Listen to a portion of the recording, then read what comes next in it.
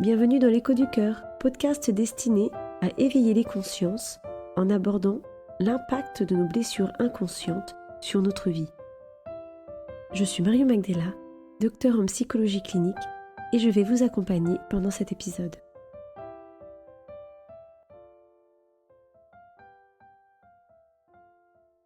Bonjour à tous, je suis très heureuse de vous retrouver pour ce nouvel épisode qui porte sur un sujet difficile à aborder pour moi, qui est le climat incestuel.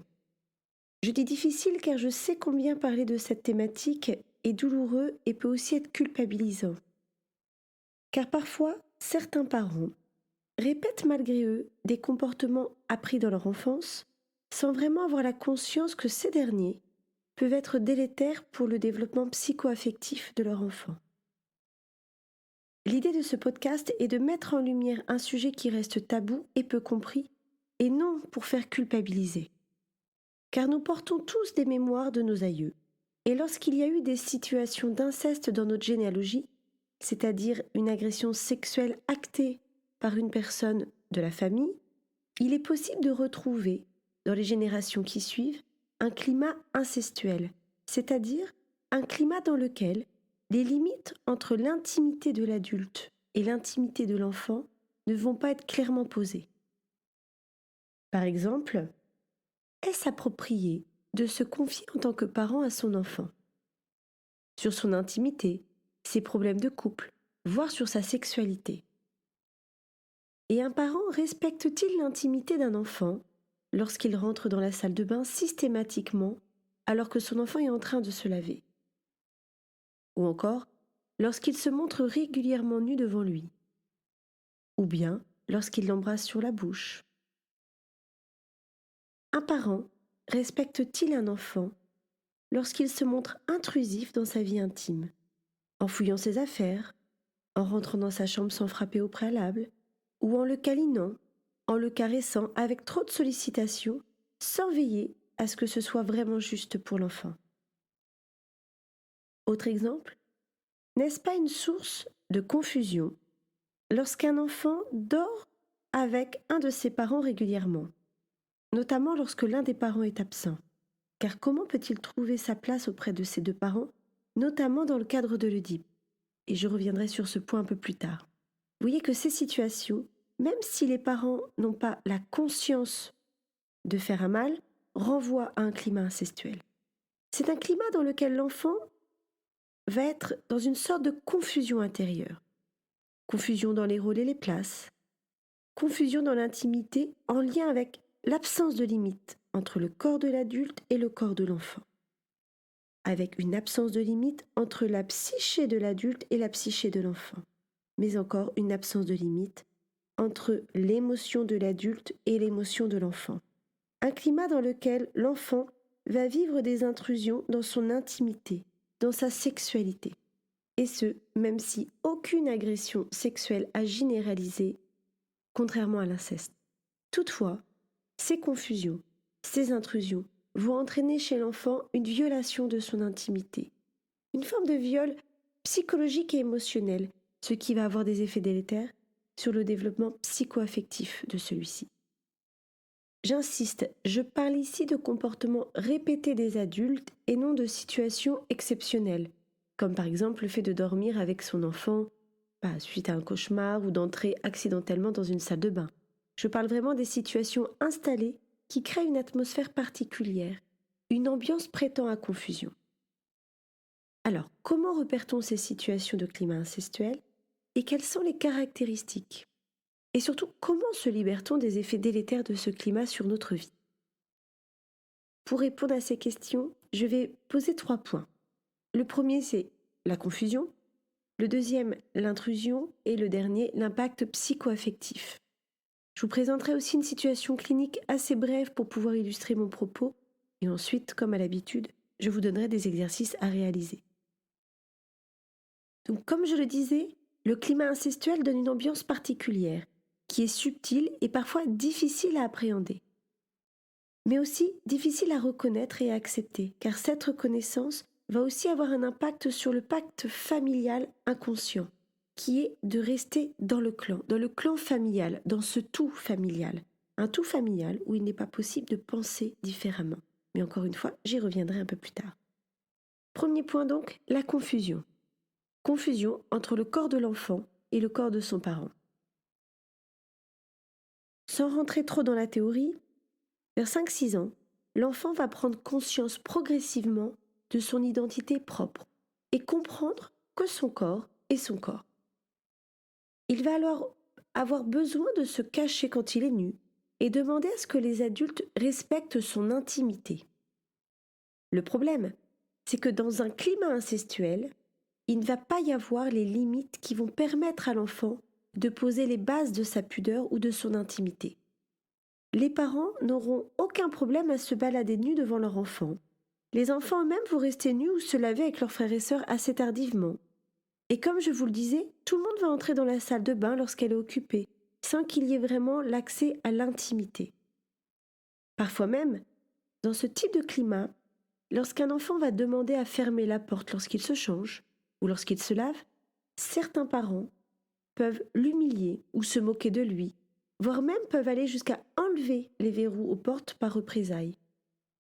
Ce qui va être une manière de nier ce que l'enfant ressent, car comme je vous le disais précédemment, on n'a pas le droit de penser individuellement dans un climat incestuel. Autre point, la confusion peut aussi être émotionnelle ou psychique. N'avez-vous jamais entendu un parent dire que son enfant est comme lui ? Évidemment, quand cette parole est exceptionnelle, pas de problème. Mais quand cette comparaison est répétée, l'enfant devient confus entre ce qui lui appartient et ce qui appartient à l'adulte. L'enfant entend « toi et moi, nous sommes pareils. Tu es moi et je suis toi. Tu n'as pas le droit d'être différent. » Et c'est aussi dans ce schéma où on va retrouver des enfants qui vont entrer dans le désir de leurs parents et devenir ce qu'attend le parent. L'enfant va donc devenir le confident, le soignant ou l'éponge émotionnelle. La manipulation va entrer dans le cadre de cette confusion psychique et émotionnelle. Quand le parent se joue émotionnellement et psychiquement de la pensée de son enfant, ce dernier n'est pas en capacité de prendre la distance nécessaire. Le désir de son parent devient donc son désir. La pensée de son parent devient donc sa pensée. Et l'émotion du parent devient donc son émotion. Car là encore, les limites entre la psyché de l'enfant et celle des parents ne vont pas être posées. La confusion va aussi se retrouver dans le désir de tendresse de l'enfant et l'ambiguïté du climat incestuel dans lequel il est placé. Je vais essayer aussi de prendre le temps de bien expliquer ce point. Peut-être avez-vous déjà entendu parler du complexe d'Oedipe, qui fait partie d'un stade nécessaire pour le bon développement de l'enfant. L'enfant, vers 4 ans et demi, 5 ans, va commencer à avoir un désir de tendresse particulier pour son parent du sexe opposé et une certaine hostilité pour le parent du même sexe. Dans le climat incestuel, le problème est qu'il va y avoir une confusion entre le langage de l'enfant, qui va relever d'un désir de tendresse, c'est-à-dire un désir du cœur, car l'enfant n'a pas de conscience de ce qu'est la sexualité, qui nécessite une maturité psycho-affective, une confusion donc entre le désir de tendresse et les différentes situations de confusion et d'intrusion qu'il va vivre. Le problème pour l'enfant est que ce double langage ne sera pas clair et va faire naître un sentiment profond de culpabilité et de honte. Culpabilité et honte de ce désir oedipien. Parce que le problème, c'est que dans un climat incestuel, le complexe d'Oedipe ne peut pas être clairement résolu pour l'enfant. Et même si dans le climat incestuel, il n'y a pas d'agression agie, un regard ambigu sur le corps de l'enfant, des caresses sensuelles comme des caresses aux fesses ou sur la poitrine, des remarques déplacées sur le corps de l'enfant, du genre « tiens, t'as des plus petits seins que ta mère », ou encore des blagues sexuelles évoquées devant l'enfant, des films ou des revues pornographiques exposées, des parents qui ne protègent pas leurs enfants pendant leurs ébats sexuels. Toutes ces situations vont avoir des effets de sidération pour les enfants. Et enfin, la confusion des générations. Et là, on va être dans des familles où les places de chaque membre vont être confuses. Par exemple, lorsqu'une personne va confondre son père et son grand-père, ou le prénom de sa fille avec sa femme ou de son fils avec son mari, comme si les places de chacun n'étaient pas bien stables dans l'inconscient familial. Autre exemple, quand le fils va prendre la place du père qui a quitté la maison, ou la fille qui va gérer ses frères et sœurs quand la mère n'est pas là. Voyez bien qu'ici, les générations sont brouillées, et là encore, vont générer une confusion chez l'enfant. Deuxième point très important, l'intrusion. Je veux dire par ce terme des situations où l'autre est trop proche, trop collé physiquement, émotionnellement ou psychiquement. Il s'agit des parents qui sont trop présents, trop protecteurs, trop tendres. Ce trop va entraver l'intimité de l'enfant qui ne va pas être respecté dans son espace personnel. Des parents qui vont faire trop de câlins ou de bisous, sans la possibilité à l'enfant de dire non, de dire stop, ou même d'avoir la place d'en demander car il sera toujours sursollicité. Et la difficulté de ce trop de tendresse va être une surstimulation du corps de l'enfant, ce qui aura un impact sur sa sensualité et la sexualité de l'adulte en devenir. On peut par exemple observer que des enfants qui ont été surexposés vont manifester des masturbations répétées et parfois sans pudeur, c'est-à-dire à la vue de tous. Dans les situations d'intrusion, on trouvera aussi des parents qui vont vouloir tout savoir sur l'intimité de leur enfant. Tout savoir sans permettre à l'enfant d'avoir son espace, son jardin secret. Par exemple, un parent qui va lire le journal intime. Ou encore, chercher à connaître de manière déplacée la vie sexuelle de leur adolescent. On peut donc voir que le problème essentiel du climat incestuel est l'absence de limites et de respect de l'autre. Car cet autre, l'enfant, va être considéré de manière inconsciente comme un objet appartenant à un tout familial, un peu comme dans un clan. Pas de place à une pensée individuelle, non. Dans un clan, l'autre n'existe pas en tant que personne, mais comme objet. On pense et on fait tout ensemble. Les personnes qui vont vouloir poser la question des limites et remettre en question l'existence du clan risquent d'être perçues comme celles qui veulent anéantir la famille, qui veulent mettre la zizanie. Et elles prennent donc le risque d'être rejetées du clan et donc de la famille en se libérant du pacte inconscient qui demande le secret et la pensée groupale. Vous voyez donc que le climat incestuel va entraîner de nombreux effets délétères pour les personnes. D'où mon troisième point sur l'impact psycho-affectif. On peut retrouver plusieurs symptômes ou signes qui vont permettre d'interroger le climat familial. Évidemment, ce n'est pas parce que vous avez une problématique parmi celles que je vais évoquer que cela signifie que vous avez forcément eu un climat incestuel dans votre enfance. Ce ne sont que des pistes de réflexion. Nous allons retrouver par exemple des personnes qui vont présenter des troubles liés à la sexualité, avec du vaginisme, des douleurs à la pénétration, le refus de la sexualité, ou bien encore une absence de plaisir ou de désir sexuel.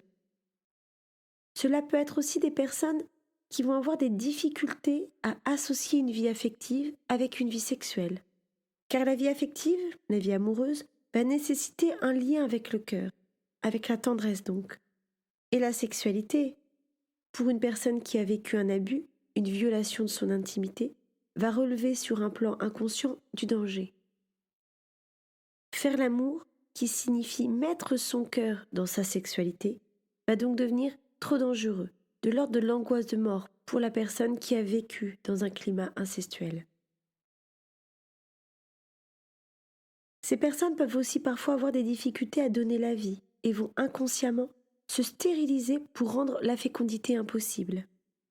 Parfois, c'est au contraire à la naissance d'un enfant qu'une femme va manifester les premiers signes de souffrance, comme lors d'une dépression du postpartum, ou lorsqu'une maman va changer son enfant, ou l'idée même qu'elle puisse avoir une petite fille ou un petit garçon vont générer tellement d'angoisse que cela va venir réveiller des choses dans son histoire personnelle. Nous allons aussi rencontrer des personnes qui vont vivre des grands moments de vide intérieur. Des personnes qui vont avoir une sensation de solitude extrême, avec des difficultés à créer du lien. Comme nous l'avons vu, il n'y a pas de place pour que la personne puisse ressentir et penser par elle-même.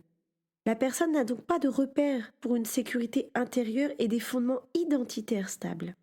Elle a appris à vivre dans le désir de l'autre, selon les codes et la pensée du clan. Se retrouver hors de sa famille peut donc être source d'un grand désarroi. Les personnes vont aussi vivre avec un fort sentiment de culpabilité et de honte, en lien notamment avec cette confusion entre le désir de tendresse vécu et le climat dans lequel elles ont grandi, car leur désir de tendresse, lorsqu'elles étaient enfants, étant resté confus, les adultes vont garder le poids de la culpabilité oedipienne qui n'aura pas été pleinement résolue enfant. Honte et culpabilité donc, qui peuvent conduire à des comportements à risque, comme sur un plan alimentaire, des anorexies ou des boulimies, consommation d'alcool ou de drogue en excès, ou des situations de mise en danger en général. Et enfin, ces personnes peuvent aussi vivre des situations de perversion, que ce soit dans leur vie de couple ou dans leur environnement social et professionnel, où elles vont, malgré elles, glisser à nouveau dans des jeux inconscients malsains. Alors pour mieux comprendre le climat incestuel, je vais l'illustrer par une situation clinique, celle de Yannick, âgé de 33 ans. Il me rencontre pour me faire part de ses difficultés sexuelles avec sa femme, ce qui l'interroge sur son amour pour celle-ci, car il évoque avoir multiplié les relations sexuelles avant s'être marié et de ne jamais avoir ressenti de problème sexuel en particulier. Je sens que Yannick est complètement coupé de ses émotions et est dans une forme de représentation, dans ce qu'on appelle en psychologie un faux self. Une personne qui est attachée aux apparences et au regard des autres sans pouvoir accueillir pleinement qui elle est réellement. Ce sont souvent des personnes qui ont besoin de rester cachées derrière un masque et qui se montrent hyper adaptables en lien avec le désir de l'autre. Yannick montre un grand besoin de séduire et finit par exprimer qu'il trompe régulièrement sa femme. Il dit avoir besoin du regard de toutes les femmes sur lui et que sans ce regard, il s'effondre. Alors, Yannick est fils unique et me dit avoir vécu avec une mère très protectrice. Ses parents l'ont longtemps attendu car ils ont eu du mal à le concevoir. Son père partait régulièrement en déplacement et Yannick se retrouvait donc seul avec sa maman. Il dit que sa mère lui demandait souvent de dormir avec elle quand le père était absent. Yannick explique rechercher systématiquement le contact physique avec sa mère, qui était d'ailleurs très câline et très tendre avec lui. Vous voyez bien que dans cette situation, le tiers, c'est-à-dire le père, est complètement absent. Comment résoudre son complexe d'Oedipe, enfant, dans ce cadre? D'autant qu'en grandissant, sa mère s'est confiée à Yannick sur les infidélités de son père qui se montrait par ailleurs violent verbalement à la maison et qui faisait peur à Yannick. Et face à ces confidences, sa mère se montrait, dit-il, tellement triste qu'il tentait de tout faire pour lui faire plaisir. Nous pouvons voir dans cette situation que Yannick n'a pu résoudre pleinement son Oedipe et que son désir de tendresse enfant a été effracté par le réel. Sur un plan inconscient, il a pris la place de son père avec une mère qui a été trop intrusive dans son espace émotionnel, physique mais aussi psychique. Trop de câlins, trop de tendresse, des confidences inadaptées, une surprotection étouffante et un père absent. La sexualité de Yannick ne peut donc se faire sans être désincarnée du cœur, car quand son cœur est sollicité, son énergie du cœur ne peut pas descendre dans son corps vers son sexe, car son désir oedipien n'a pas été résolu dans son inconscient. Son désir sexuel est donc vécu trop dangereux pour qu'il puisse se laisser pleinement aller à une sexualité épanouie avec une femme. Sauf pour les relations qui n'impliquent que le corps comme dans les relations extra-conjugales qu'il vivait, où le cœur n'était pas impliqué. Et derrière son besoin de séduction, qui est un besoin d'être désiré par l'autre, je sens le vide intérieur et le besoin d'exister à tout prix dans le regard de la femme, qui est inconsciemment la quête du regard de sa mère. L'enjeu pour Yannick a donc été, entre autres, d'établir des limites intérieures, de se libérer de sa culpabilité et de sa honte, mais aussi d'inscrire le plaisir sexuel comme une source de vie.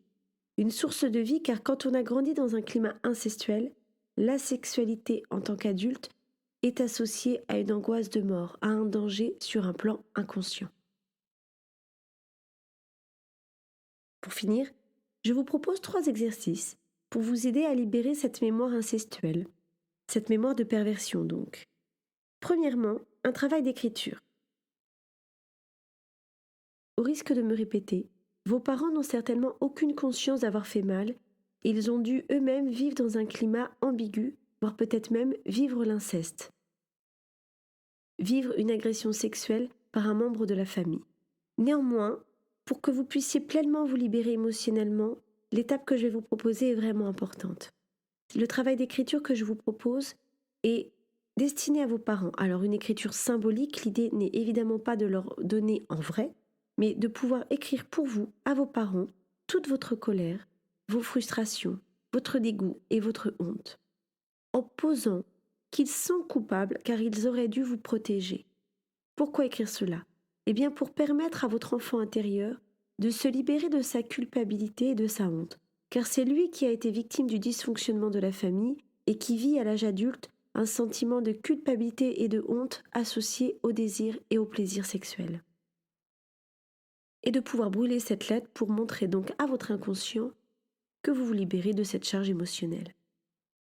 Mais aussi d'écrire une lettre à votre enfant intérieur, pour lui expliquer qu'il est normal qu'un enfant ressente du désir, un désir de tendresse pour son parent, mais aussi le rassurer sur le fait que c'est normal de ressentir du plaisir dans son corps lorsqu'on reçoit des caresses et des câlins, et que c'est aussi normal que le corps réponde par le plaisir aux caresses, et que ce qui n'est pas normal, c'est les réactions de l'adulte, car c'est l'adulte qui aurait dû poser la juste limite et veiller à la bonne distance.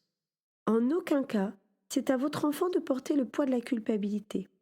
L'enfant est victime de son environnement quand il est dysfonctionnel, et jamais l'inverse. Puis d'écrire une lettre de pardon, envers vous-même, envers votre vie, mais peut-être aussi envers votre famille si vous sentez que cela est juste pour vous. Pour cela, je vous invite à écouter le podcast numéro 10 sur la question du pardon pour que vous compreniez bien l'importance de ce processus. Deuxième exercice, un travail de visualisation pour aider votre enfant intérieur à poser des limites entre lui et les autres.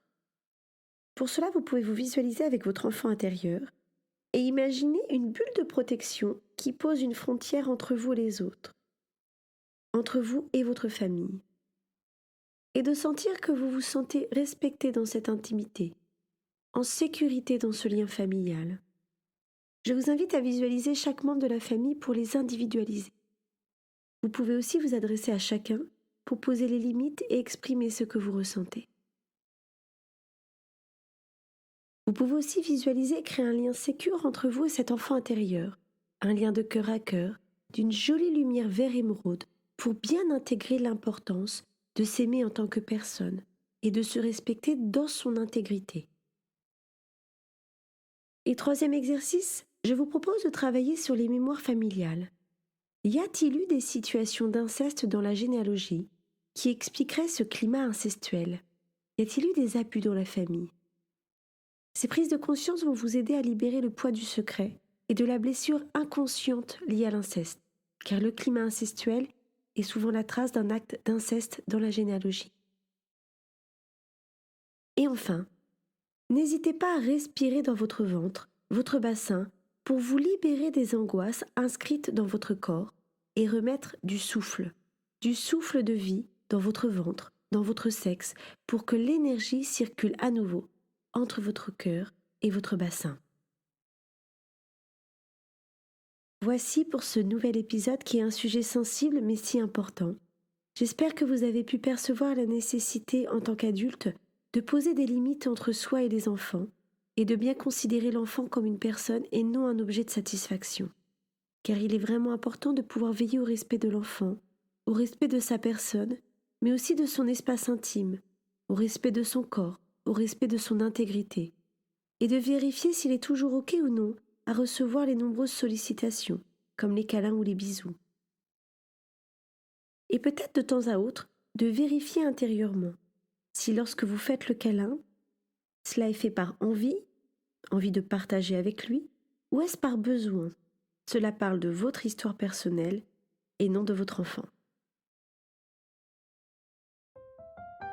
Encore un grand merci pour votre écoute et à nouveau, si vous avez aimé cet épisode, je vous invite à le liker ou à le commenter.